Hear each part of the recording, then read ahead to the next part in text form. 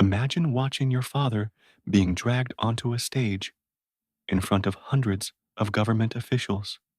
You see him trembling, tears streaming down his face as he reads from a prepared list.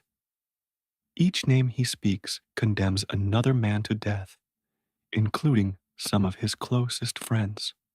Armed guards escort the condemned from the auditorium one by one, while the remaining officials erupt in hysterical applause, terrified that any hesitation might mark them for execution too. At the podium stands Saddam Hussein, calmly smoking a cigar, occasionally wiping away theatrical tears as he orchestrates this masterpiece of political terror. Within hours, 68 men will be taken to execution grounds, where some will be forced to shoot their own colleagues, binding them through murder to the new dictator. This was not ancient history. This happened on July 22nd, 1979, and it was just the beginning of a reign of terror, so systematic, so calculated, and so utterly brutal that it would transform an entire nation into a landscape of nightmares. What Saddam Hussein did to Iraq over nearly 25 years goes beyond conventional tyranny into realms of cruelty that challenge comprehension. This is the story of a man who gassed entire towns of civilians, who built torture chambers where children were mutilated in front of their parents, who drained ancient marshlands to commit ethnic cleansing, whose sons murdered and raped with absolute impunity, and who left behind mass graves containing hundreds of thousands of bodies. If you think you understand evil, if you believe you know the depths of human cruelty, you are not prepared for what I am about to tell you. This is documented history, recorded in court proceedings, testified to by survivors, photographed in mass graves that are still being excavated today. This is the true story of Saddam Hussein, and I need you to stay until the end, because what he did to the Kurdish town of Halabja will change how you understand modern warfare forever. Before Saddam became the monster who terrorized Iraq, he was a child born into poverty and violence in 1937 in a small village near Tikrit. His father died before his birth, and his stepfather was brutal, dismissive, treating young Saddam with contempt that planted seeds of rage and ambition that would eventually consume an entire nation. This early life of deprivation created the paranoid, ruthless man he would become, someone who understood from childhood that power was everything and that those without it were crushed. By his 20s, Saddam had joined the Ba'ath Party, a nationalist movement promising Arab unity and socialist progress. But for Saddam, ideology was always secondary to personal ambition. The party was simply his vehicle to power. In 1959, he participated in a botched assassination attempt against Prime Minister Abdul Karim Qasim.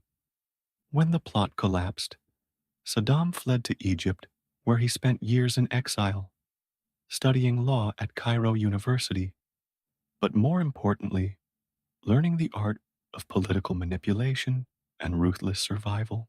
These years shaped his understanding that power must be seized and held through any means necessary, that loyalty was purchased through fear and patronage, and that potential rivals must be eliminated before they became threats. When Saddam returned to Iraq after the Ba'ath Party seized power in 1963, he began his methodical climb up the political ladder. He was patient, cunning, building networks of loyalty based on tribal connections and systematic intimidation. By 1968, when the Ba'ath Party regained control of Iraq, Saddam was vice president under Ahmed Hassan al-Bakr, but everyone who mattered understood where real power resided. Saddam controlled the security apparatus, the feared Mukhabarat intelligence service that he transformed into an instrument of absolute terror. The Mukhabarat infiltrated every level of Iraqi society, creating a surveillance state where neighbors spied on neighbors, where children were encouraged to report their parents' conversations, where even casual criticisms could result in disappearance, into the network of prisons and torture facilities that Saddam was systematically constructing. The message was brutally clear. Loyalty was mandatory. Questioning was fatal. Silence was survival. The 1970s saw Iraq undergo significant transformation under Ba'athist rule. Saddam orchestrated the nationalization of Iraq's oil industry, channeling massive revenues into development projects. Schools and hospitals sprouted across the country. Literacy rates improved dramatically, especially among women. Iraq's economy boomed, and for a brief moment, it seemed the country might become a regional powerhouse. But beneath this veneer of progress lurked a darker reality that survivors would later describe in testimony that makes your blood run cold. Every advancement came at the cost of freedom. Every economic gain was shadowed by systematic political repression that was not merely harsh, but deliberately designed to break the human spirit. The regime's torture centers were not improvised dungeons, but professionally designed facilities where interrogators were trained in techniques perfected over years of practice. Victims who survived these places described horrors that still wake them screaming decades later. Electric shocks applied to genitals and other sensitive areas, suspension from ceilings by wrists or ankles for days until joints dislocated, being submerged in pools of sewage and held under until consciousness faded, having fingernails and toenails torn out with pliers, being burned with cigarettes, blowtorches, and heated metal rods, watching family members, including children, tortured before their eyes to extract confessions or information. Women prisoners faced systematic sexual violence as both interrogation method and means of destroying family honor, with some forced to watch as their daughters or sisters were assaulted. When Saddam finally seized absolute power in July 1979, he did not simply accept the resignation of the aging President al-Bakr and take his place. That would have been insufficient for someone who understood that power required not just position, but demonstration of dominance. What followed was one of the most chilling displays of political theater in modern history. The purge I described at the beginning that set the tone for everything that would follow. On July 22nd, Saddam convened an extraordinary session of Ba'ath Party leadership at a large auditorium. Hundreds of party officials gathered, unaware of the fate awaiting them. Saddam stood at the podium, theatrically smoking a cigar, projecting an image of calm control. He announced the discovery of a Syrian-backed conspiracy within the party, a fabricated plot that would justify what came next. Then he called forward a colleague named Muhi Abdul Hussein, who had been arrested and tortured until he agreed to cooperate. This broken man mechanically read out the names of alleged conspirators from a prepared list, his voice shaking, knowing that each name condemned a man to death. One by one, 68 officials were identified. As each name was called, armed guards entered and escorted the accused from the hall. Some protested their innocence, voices rising in panic. Others sat in stunned silence, Unable to process what was happening, the remaining members erupted in applause, frantically clapping and shouting loyalty oaths, terrified that any hesitation might mark them as conspirators too. Saddam watched it all with theatrical emotion, occasionally weeping crocodile tears, creating an atmosphere of surreal horror where no one knew who would be called next, where everyone understood that their lives hung by threads of the dictator's whim. The entire session was videotaped, the footage later distributed to party members as a lesson in what happened to those who threatened Saddam's authority. The accused were taken away and executed, some shot immediately, others tortured first to extract information about additional conspirators who probably never existed. But here is where the cruelty reached new depths. Some of the remaining party members, those who had escaped being named, were given weapons and forced to participate in the firing squads that killed their colleagues and friends. They were made to pull triggers, to send bullets into the bodies of men they had worked alongside for years. This served multiple purposes. It bound them to Saddam through complicity in murder. It demonstrated that refusal was not an option, that orders would be obeyed, no matter how horrific. It broke something fundamental in these men, destroying their capacity for moral resistance. After the executions, some of those who had been forced to shoot their colleagues went home and wept. Others withdrew into silence. All understood that they were now complicit, that they had blood on their hands, that Saddam owned them completely. This massacre eliminated potential rivals and sent an unmistakable message throughout Iraq. Opposition meant death. Loyalty meant survival, but required willingness to commit any act, no matter how heinous. Everyone was expendable. No one was safe. But Saddam's ambitions extended far beyond Iraq's borders. He envisioned himself as the modern Saladin, who would unite the Arab world and restore Arab glory. This grandiose vision led Iraq into one of the longest and bloodiest conflicts of the 20th century. In September 1980, Saddam ordered the invasion of Iran, launching a war that would consume both nations for 8 devastating years. His motivations were multiple: to seize Iran's oil-rich Khuzestan province, to crush the Islamic revolutionary government that threatened to inspire Iraq's Shia majority, to establish Iraq as the dominant regional power, to prove himself as a military leader of historical significance.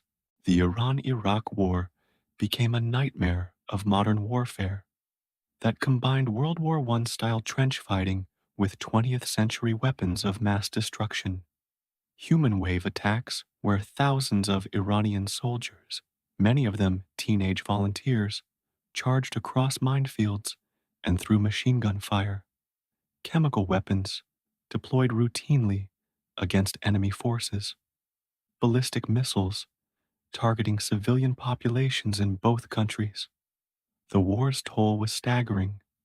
Over 500,000 dead, millions more wounded or displaced. Both economies shattered, an entire generation traumatized. Iraq received significant support from Western powers, particularly the United States, which viewed Iran's revolutionary government as the greater threat. American intelligence helped Iraqi forces target Iranian positions. Western companies provided the materials and technology that enabled Iraq to develop chemical weapons. The moral calculation was simple and cynical. Iraq was useful against Iran, so atrocities could be overlooked. Throughout the war, Saddam demonstrated a willingness to use any method, no matter how brutal or internationally condemned, to achieve victory. When conventional warfare proved insufficient, he authorized the widespread use of chemical weapons against Iranian forces.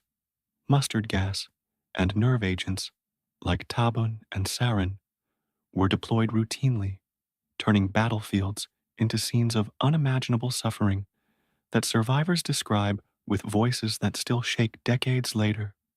Soldiers died choking on their own fluids, their skin covered in chemical burns and blisters, their eyes burned blind, their nervous systems shutting down as nerve agents blocked the signals between brain and body.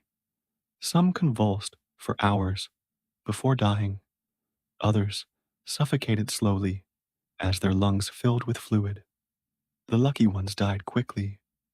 The international community largely remained silent about these war crimes, prioritizing geopolitical calculations over humanitarian concerns. This tacit acceptance of chemical warfare would embolden Saddam to even greater atrocities, atrocities that would shock even those who had grown accustomed to his brutality. While the war with Iran raged, Saddam's internal security apparatus continued its work with methodical efficiency.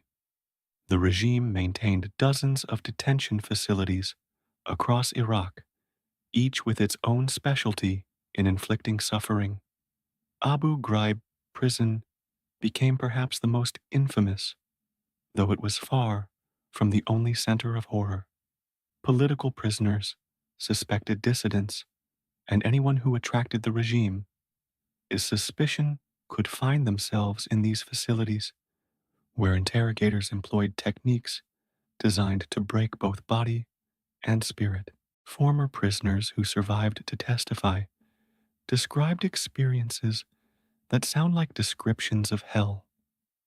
They spoke of being hung from ceilings by their wrists for days until their shoulders dislocated and their hands turned black from lack of circulation. They described having electric cattle prods applied to genitals, tongues, and other sensitive areas, while interrogators asked questions they could not possibly answer. They recounted being forced to watch as their children, some as young as 5 or 6 years old, were brought in and tortured before their eyes. The screams of their own sons and daughters used as leverage to extract confessions. Women described systematic sexual violence that destroyed not just their bodies, but their sense of self, designed to make them broken things rather than human beings. The regime's torturers were trained systematically at interrogation centers that operated according to established protocols of brutality. There were manuals that instructed on proper techniques. There were supervisors who evaluated performance and provided feedback on effectiveness. This was not random sadism, but calculated, bureaucratized cruelty designed to crush any spirit of resistance and create a population too terrified to oppose the regime. The torture was scientific in its precision, psychological in its understanding of how to break human beings, and industrial in its scale. The families of political opponents suffered especially terrible fates that reveal just how thoroughly Saddam had weaponized human relationships.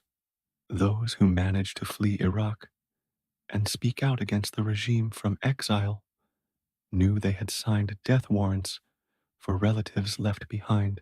Saddam's security forces would arrest entire families, using them as leverage against exiled dissidents. Brothers, sisters, parents, elderly grandparents, and children as young as infants were imprisoned, tortured, and often executed. Their bodies were sometimes returned to surviving family members with mockingly inflated bills for the bullets used in the execution, a final insult that transformed grief into rage, but rage that had nowhere to go except inward. This practice served multiple purposes simultaneously. It punished opposition by making dissidents suffer even in exile, knowing what was happening to their families. It deterred others from defecting or speaking out. It demonstrated the regime's reach and ruthlessness.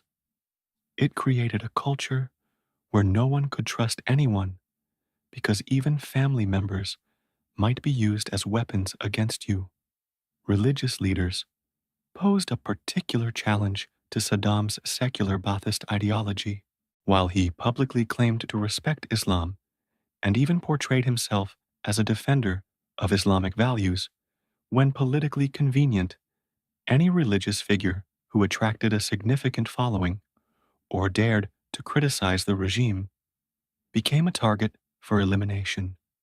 Grand Ayatollah Muhammad Sadiq al-Sadr was one such figure, a respected Shia cleric whose Friday sermons drew thousands of followers.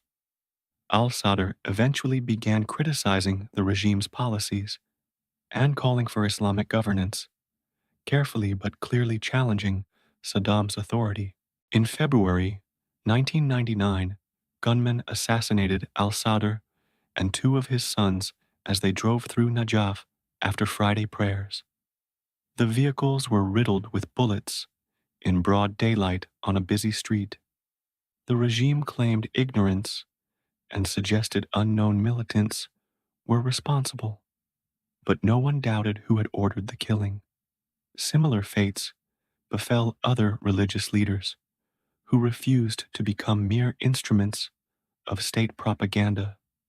Some were arrested and disappeared into the prison system, never to be seen again. Others were found dead in apparent accidents or suicide that fooled no one. The message was unmistakable. Religious authority was acceptable only when subordinate to political authority. Any challenge would be eliminated with extreme prejudice. But the regime's brutality reached its most horrific expression in its treatment of Iraq's Kurdish population, a campaign of systematic extermination that would eventually be legally defined as genocide. The Kurds, an ethnic minority concentrated in northern Iraq, had long sought autonomy or independence, viewing themselves as a distinct people with their own language, culture, and national aspirations. During the Iran-Iraq War, some Kurdish groups allied with Iran, viewing the conflict as an opportunity to advance their own goals. Saddam considered this the ultimate betrayal, an act of treason that demanded the most severe punishment imaginable. What followed was not military action against combatants, but a campaign of extermination against the Kurdish people as a whole. Between 1986 and 1989, the Iraqi military conducted the Anfal Campaign, a series of military operations against Kurdish civilians that would result in the deaths of an estimated 182,000 people, though the true number may never be known because entire villages simply ceased to exist, erased from the landscape through industrial-scale murder. The Anfal campaign was overseen by Ali Hassan al-Majid, Saddam's cousin, who earned the nickname Chemical Ali for his enthusiastic use of chemical weapons against civilian populations. The campaign followed a systematic pattern repeated in village after village across Kurdistan. Iraqi forces would surround a community, separate men and teenage boys from women and children, load the males onto trucks, and transport them to remote locations where they were machine gunned and bulldozed into mass graves. The women, children, and elderly were forcibly relocated to government-controlled camps where conditions were deliberately harsh, with inadequate food, water, and medical care.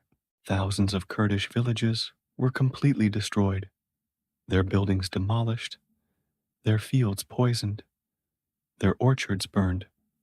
The goal was not just to defeat Kurdish resistance, but to eliminate Kurdish existence, to make the land itself uninhabitable, so that even if survivors returned, they would find nothing but devastation. But the single most horrific incident of the Anfal Campaign, the act that would come to symbolize Saddam's willingness to use weapons of mass destruction against his own citizens, was the attack on Halabja. On March 16th, 1988, Iraqi aircraft began a chemical weapons attack on this Kurdish town near the Iranian border. Over the course of several hours, Iraqi forces dropped a cocktail of chemical agents, including mustard gas, sarin, tabun, and VX nerve agent on the civilian population below. Halabja descended into hell in a matter of minutes. The chemical agents, which included some of the most lethal substances ever developed for warfare, spread through the town like an invisible plague. People died in the streets, in their homes, in the shelters where they had sought refuge from conventional bombing. Parents died, shielding children who died anyway. Families, huddled together, were killed in moments, frozen in their final embrace. The poison was indiscriminate and merciless. Photographs from the aftermath, images that would eventually reach international media and shock the world, show bodies frozen in their final moments. A mother clutching a baby, both dead, the mother's body curved protectively over the infant, as if she might still save her child even in death. Families lying together in doorways where they fell while trying to escape. Individuals collapsed mid-stride, their bodies contorted in the agony of nerve agent poisoning. Approximately 5,000 people died in Halabja that day, with thousands more suffering injuries that would plague them for decades, causing cancers, respiratory diseases, blindness, and birth defects in the next generation. Survivors who lived through the Halabja attack describe the chaos in voices that still shake with remembered terror. They speak of the chemical smell that some compared to sweet apples, a deceptively pleasant odor that heralded death. They describe the burning sensation in their eyes and throats, the panic as they realized they were being gassed and there was nowhere to run, no shelter that could protect them from poison that permeated the air itself. Many went blind within minutes, stumbling through streets filled with the dying and the dead, unable to see but hearing the screams of their neighbors and family members. Others suffered respiratory damage so severe that they struggled to breathe, gasping for air that no longer sustained life, but instead poisoned them with every inhalation. Those who survived but lost entire families describe a guilt that haunts them still, a wondering why they lived when so many died, especially the children who had no chance to even understand what was happening to them. Yet the international response to Halabja was shockingly muted, revealing the moral bankruptcy of geopolitical calculation. The United States initially blamed Iran for the attack despite clear evidence of Iraqi responsibility. The reason was simple. Iraq was seen as useful against Iran, so atrocities could be minimized or ignored.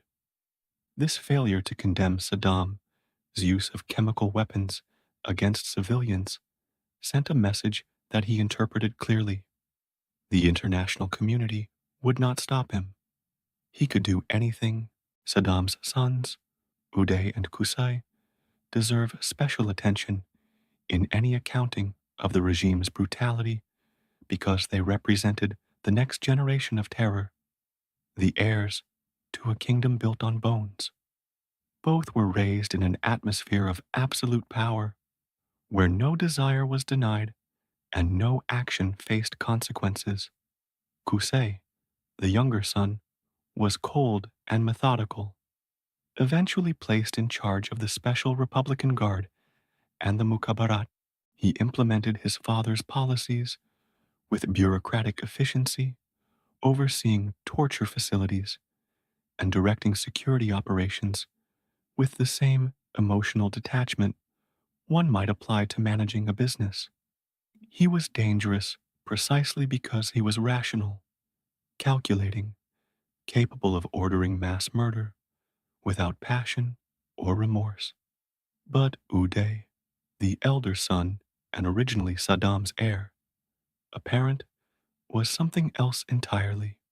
He was a sadistic psychopath whose cruelty shocked even those accustomed to the regime's brutality, a man whose personal depravity became legendary throughout Iraq, and whose actions finally went too far even for his father.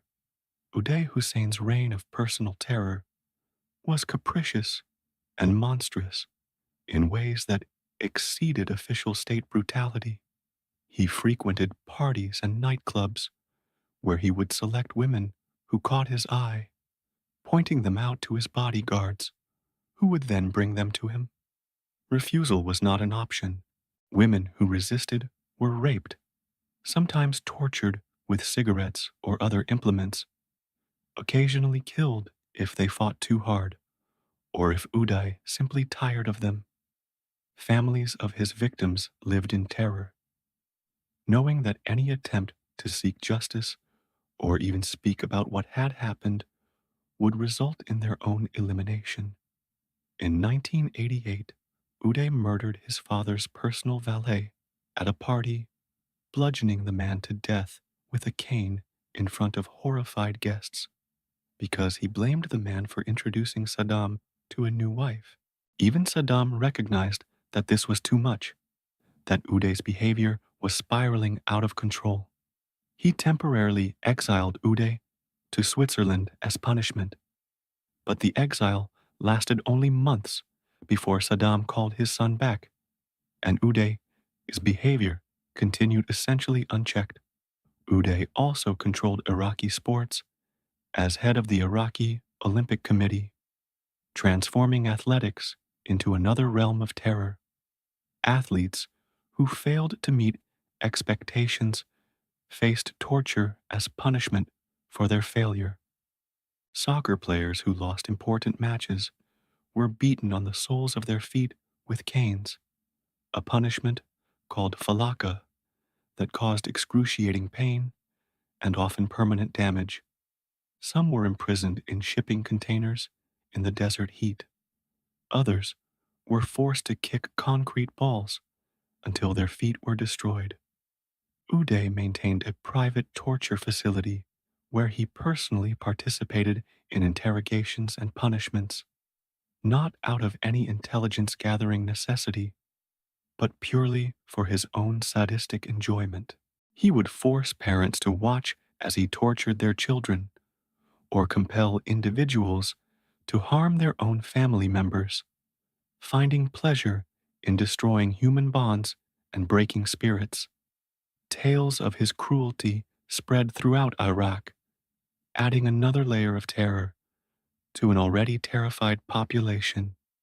Even regime loyalists feared Uday because his violence was unpredictable. His rage could be triggered by anything, and his power protected him from any consequences. The regime's brutality extended even to Iraq's environment and cultural heritage in ways that revealed the totalizing nature of Saddam's cruelty. In southern Iraq, the Marsh Arabs, known as the Madan people, had lived in the vast marshlands between the Tigris and Euphrates rivers for thousands of years, maintaining a unique culture adapted to the wetlands. After the 1991 Gulf War, when Shia rebels launched an uprising against Saddam's regime, many fled to the marshes where the geography made it difficult for government forces to pursue them effectively. Saddam's response was characteristically brutal, but also shocking in its scope. He would drain the marshes entirely, destroying both the landscape and the people who lived there, committing ethnic cleansing combined with environmental destruction on an unprecedented scale.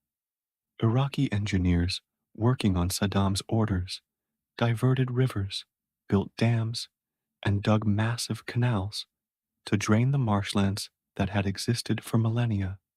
What had once been 20,000 square kilometers of wetlands, one of the world's largest marsh systems, and a crucial ecosystem, shrank to less than 1,500 square kilometers within a decade.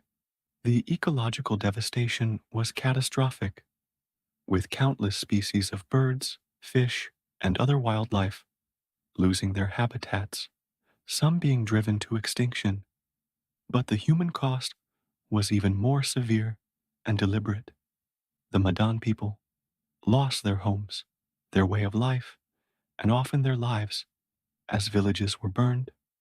Populations were forcibly relocated to government controlled areas, and those who resisted were killed.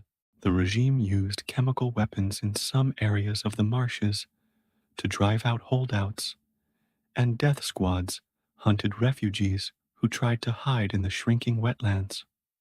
Perhaps 200,000 Marsh Arabs were killed or displaced, their ancient culture brought to the edge of extinction.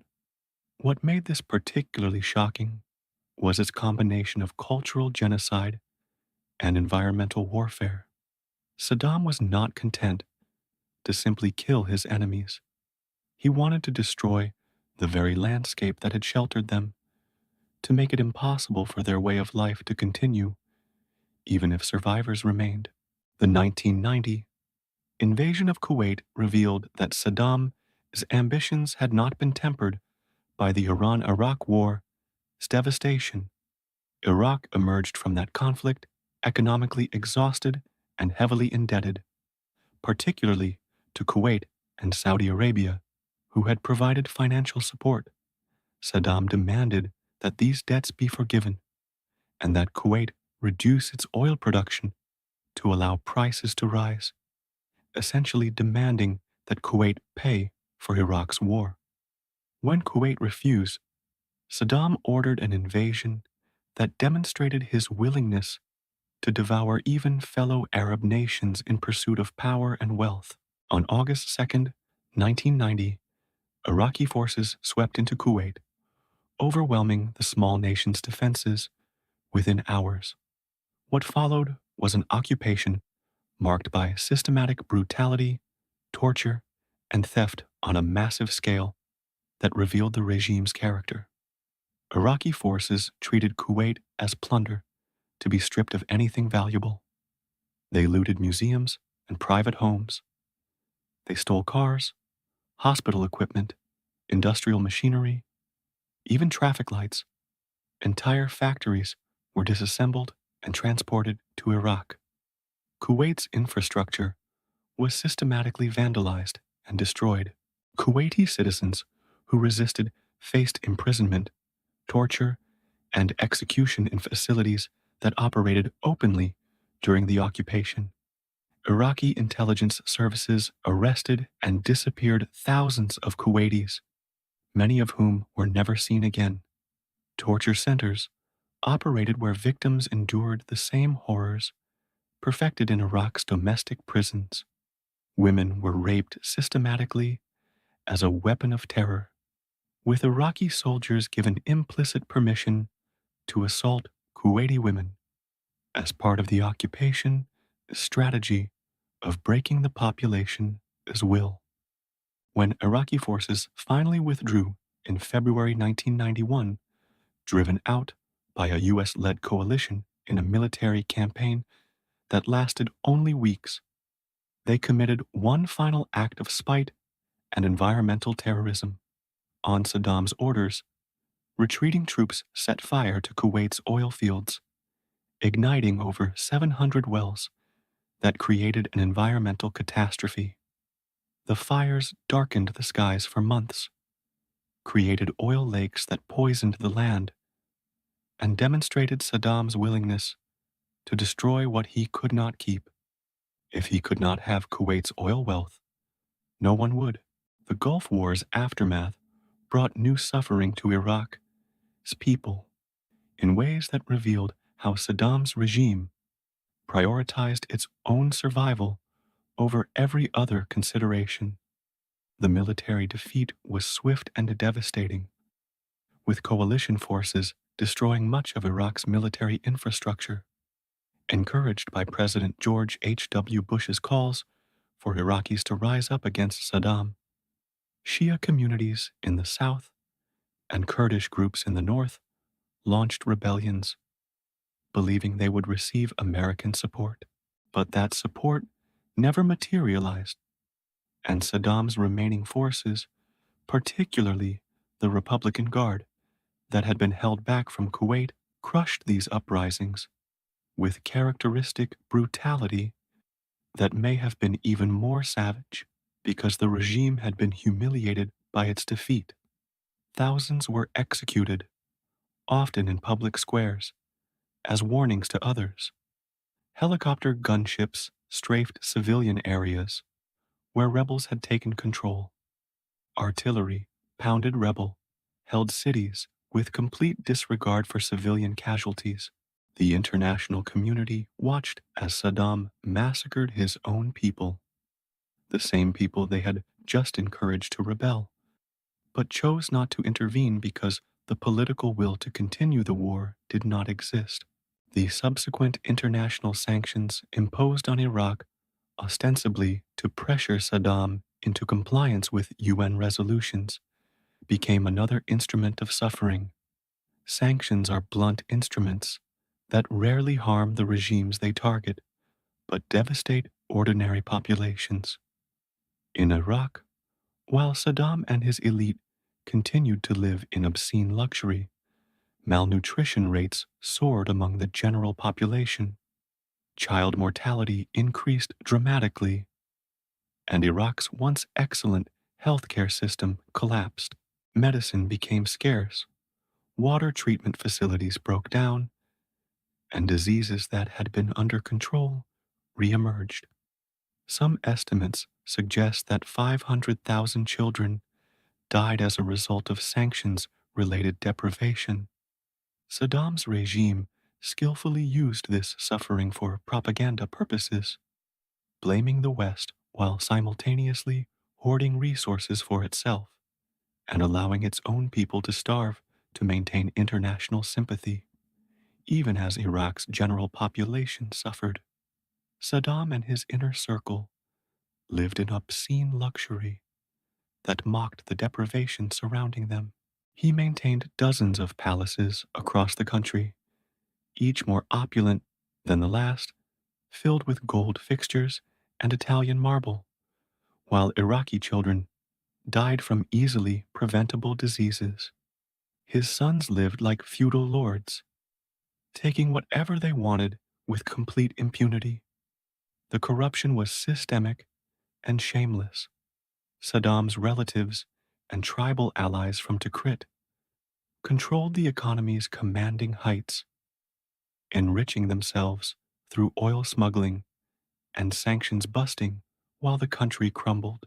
The regime's final years were marked by increasing paranoia and brutality as Saddam saw conspiracies everywhere and responded with purges that claimed even loyalists who had served him for decades. In 1995, his own sons-in-law, Hussein Camel and Saddam Camel, defected to Jordan, providing intelligence about Iraq's weapons programs to Western governments. Saddam lured them back to Iraq with promises of forgiveness, guarantees that they would not be harmed if they returned. They believed him, perhaps out of desperation or homesickness or inability to imagine that Saddam would murder his own daughter's husbands. Within days of their return, they and their father were killed, murdered by other family members on Saddam's orders. The message was unmistakable. No one was safe. No relationship was sacred. Loyalty meant nothing if Saddam perceived disloyalty. Even blood ties offered no protection. Public executions became routine spectacles designed to maintain control through visible terror. Bodies of executed prisoners were displayed publicly, hung from lampposts or left in squares, for days as warnings. Families of the executed were forbidden from mourning publicly because expressions of grief might be interpreted as criticism of the regime. Video recordings of torture sessions and executions were maintained both as records and as tools of intimidation. Some tapes were shown to prisoners to break their spirits before interrogation, letting them see what awaited them if they did not cooperate. Others were circulated among security personnel to normalize brutality and demonstrate the consequences of insufficient zeal in pursuing enemies. The regime maintained elaborate systems for tracking and controlling the population. Every Iraqi carried an identity booklet that recorded their sect, tribe, and political reliability. Changing residence required official permission. Professional advancement depended on Ba'ath Party membership, which in turn required demonstrated loyalty, often proven by participating in regime violence. This system created a society where everyone was complicit to some degree, either as perpetrator, victim, or silent witness, and where resistance seemed impossible because the regime had eyes everywhere and responded to threats with overwhelming brutality. The invasion of Iraq by U.S. and coalition forces in March 2003 brought Saddam's rule to an end in a military campaign that was swift, but whose consequences would reverberate for decades. Baghdad fell in April, but Saddam evaded capture for months, finally being found hiding in a concealed hole near his hometown of Tikrit in December 2003. His capture was anticlimactic in a way that seemed to mock his decades of projected strength. The dictator who had terrorized millions was discovered in a cramped underground hideout, disheveled and disoriented, looking less like a powerful leader than a hunted animal. Yet even in captivity, he attempted to maintain his dignity and refused to acknowledge any wrongdoing, portraying himself as a patriotic leader betrayed by foreign powers rather than a tyrant who had brutalized his own people. Saddam Hussein stood trial before an Iraqi court for crimes against humanity, specifically for his role in the Ghraib Massacre, where 148 Shia men and boys were executed in retaliation for an assassination attempt. The trial was contentious, marked by Saddam's defiance and disruptions as he used the courtroom as a stage, ranting about American imperialism and refusing to recognize the court's legitimacy. The trial revealed details of regime atrocities through testimony from survivors who described what had been done to their communities, but was also criticized for procedural irregularities and the sense that the verdict was predetermined. Nevertheless, on November 5, 2006, Saddam was found guilty and sentenced to death by hanging.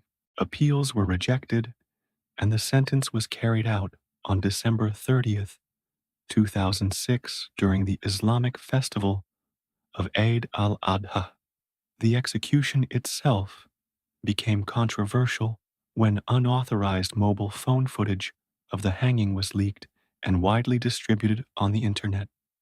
The video showed Saddam being taunted by observers chanting sectarian slogans as he stood on the gallows with a noose around his neck.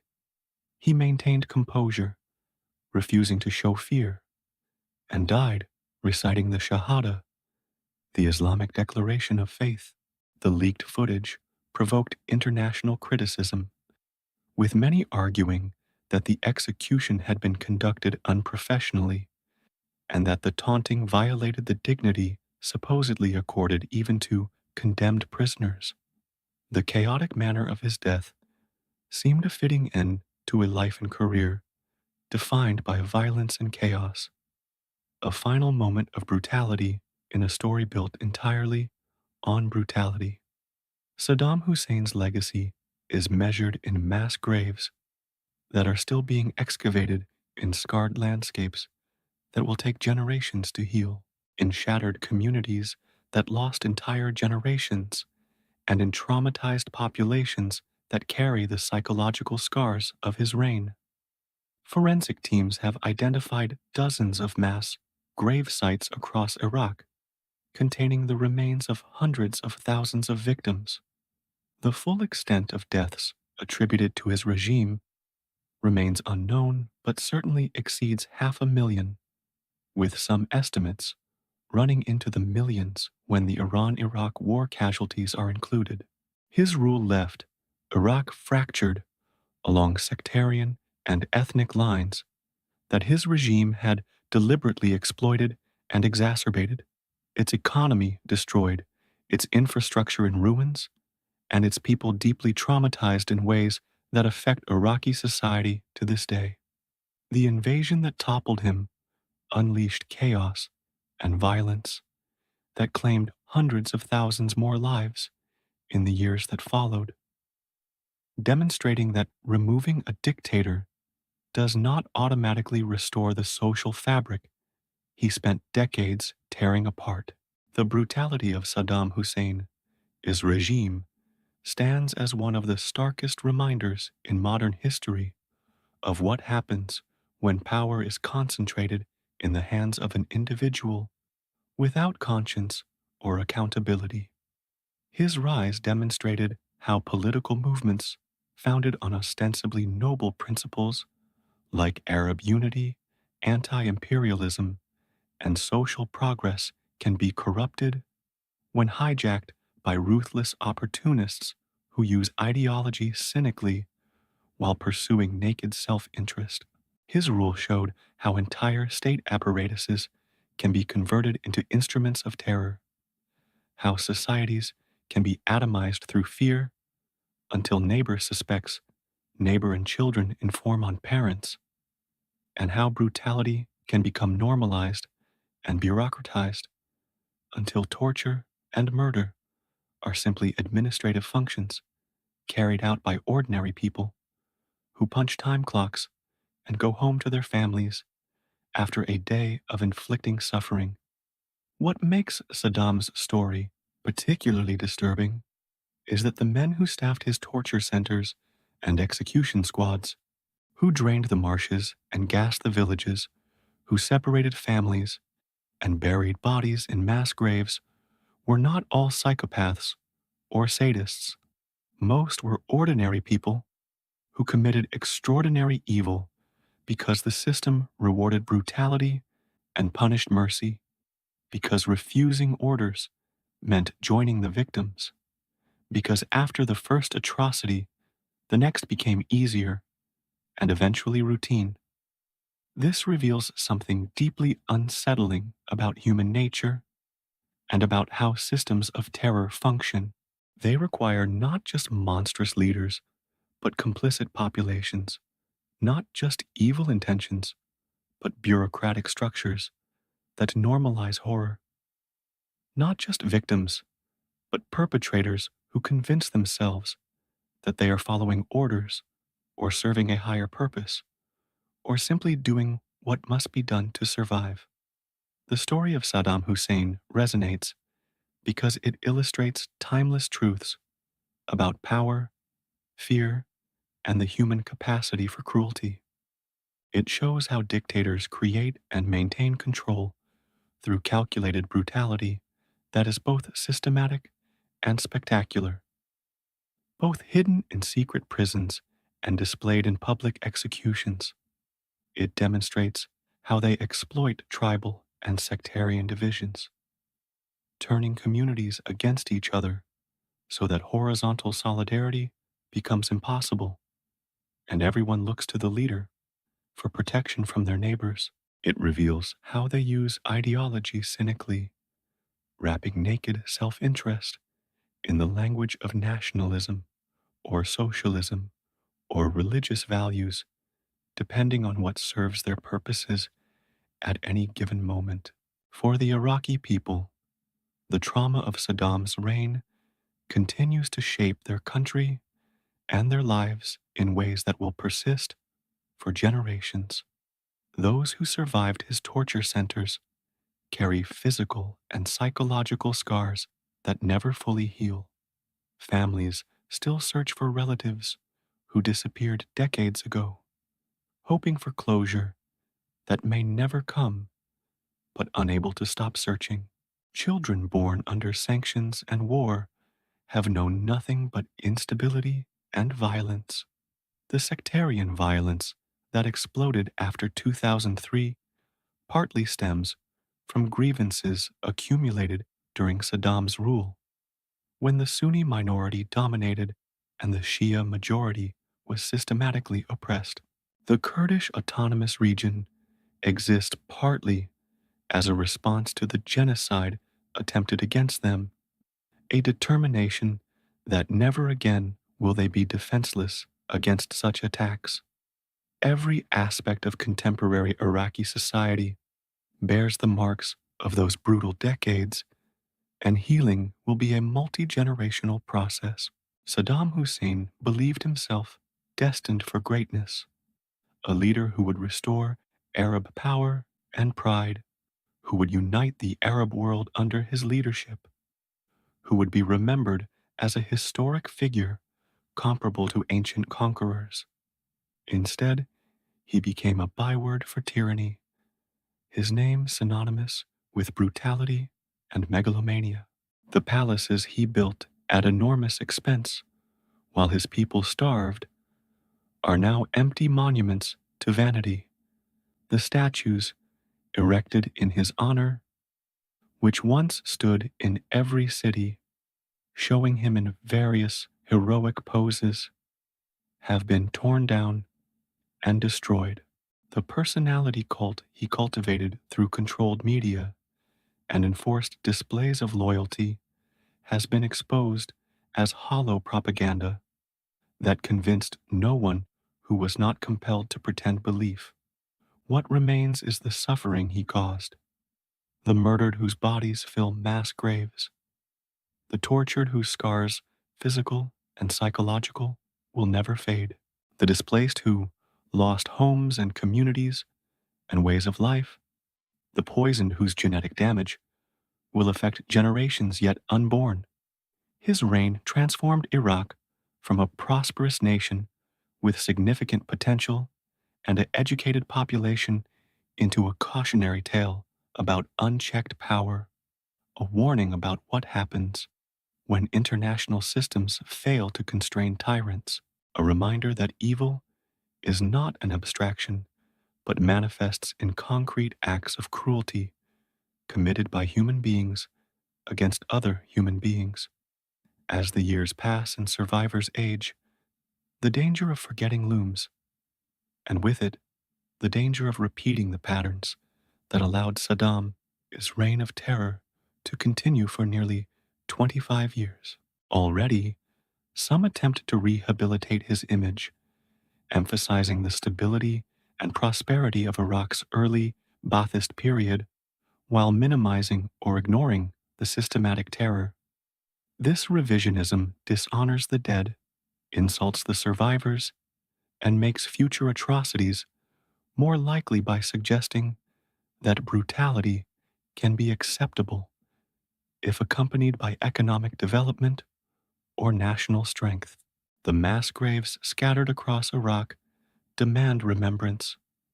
The testimony of survivors requires bearing witness. The children who grew up in fear deserve their stories told. History's judgment on Saddam Hussein must remain unambiguous. He was a tyrant whose brutality scarred a nation and whose crimes against humanity place him among the 20th century's worst mass murderers. That judgment must not be softened by time or political expedients, or the human tendency to remember the past through rose colored glasses. The full accounting of Saddam Hussein's brutality may never be complete. Mass graves remain undiscovered in remote areas. Documents were destroyed as the regime fell. Witnesses have died, and some secrets were carried to graves. But what we do know, documented in court proceedings and survivor testimony and forensic evidence, is sufficient. The chemical weapons attacks that killed thousands, the industrial scale torture that broke bodies and spirits, the ethnic cleansing that eliminated entire communities, the casual cruelty of a regime that valued power above all else. This is Saddam Hussein's legacy, and this is what we must remember.